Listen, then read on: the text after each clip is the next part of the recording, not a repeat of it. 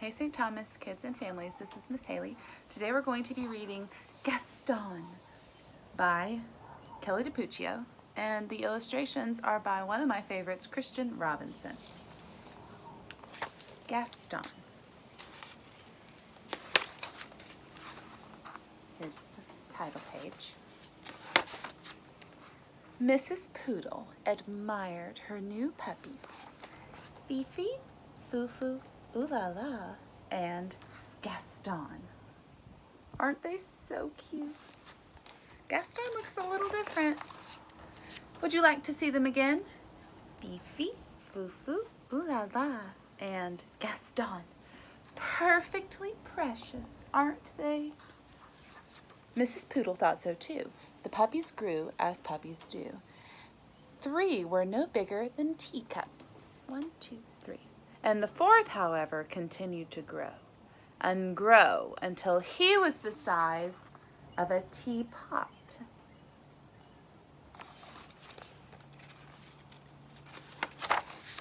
Mrs. Poodle took pride in teaching her puppies how to be proper pooches. They were taught to sip, never slobber. Good. Well done. Very nice. Nice try. They were taught to yip, never yap. Yip, yip, yip. Ruff! Gaston is a little different, isn't he? And they were taught to walk with grace, never race. Tiptoe, tippy-toe. Whoa! Gaston is going pretty fast. The puppies were also taught how to look pretty in pink, nibble their kibble, and ride in style. Whatever the lesson, Gaston always worked the hardest, practiced the longest, and smiled the biggest. He's trying so hard. Uh-oh. Mrs. Poodle was very pleased with all of her puppies. Fifi, Fufu, Ooh La La, and Gaston. Spring arrived, and the proud mother was eager to show off her darlings. She took them to the park for their very first stroll in public. There was much to see. Daffodils, ducklings, dogs. Oh dear, what do we have here? Rocky, Ricky, Bruno, and Antoinette. Would you like to see them again? Rocky, Ricky, Bruno, Antoinette. You notice something suspicious? I can't turn the page very well today. This was more than a little awkward. The mother sized up the pups. The pups sized up each other. It seems there has been a terrible mistake, Mrs. Bulldog said, breaking the silence. Oui, Mrs. Poodle agreed sadly. Whatever shall we do? Mrs. Bulldog could not come up with an answer. I guess we'll let them decide, she replied at last. What do you think they'll do?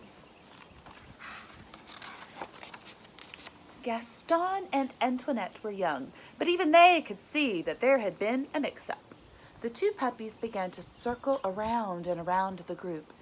Gaston walked with grace. Antoinette raced. Gaston yipped. Antoinette yapped. Oh my.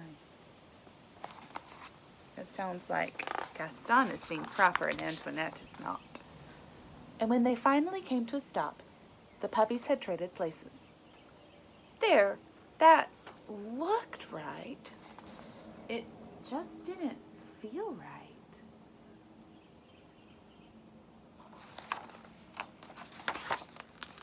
That evening, Antoinette tried to fit in with her new sisters, but she did not like anything proper or precious or pink. Phooey! On the other side of town, Gaston tried to fit in with his new brothers, but he did not like anything brutish or brawny or brown. Ugh!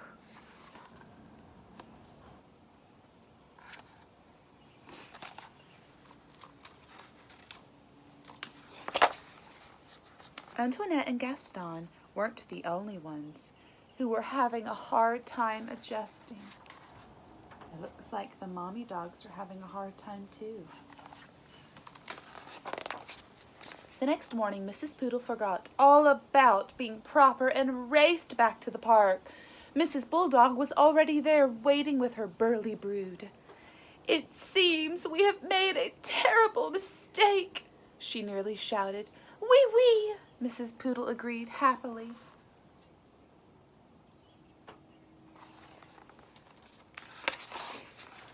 This time, Gaston and Antoinette wasted no time in trading places back. There, that looked right, and it felt right too. They are so cute. From that day forward, the families met in the park every afternoon to play. Rocky, Ricky, Bruno, and Antoinette taught the poodle puppies a thing or two about being tough. Likewise, Fifi, Fufu, Ooh La La, and Gaston taught the bulldog puppies a thing or two about being tender.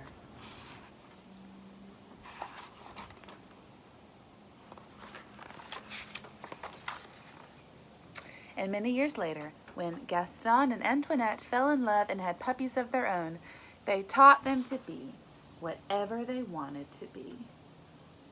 Oh, their babies are so cute.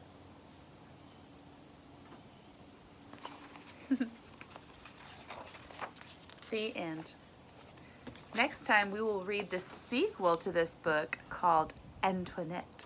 Hope you guys have a good day.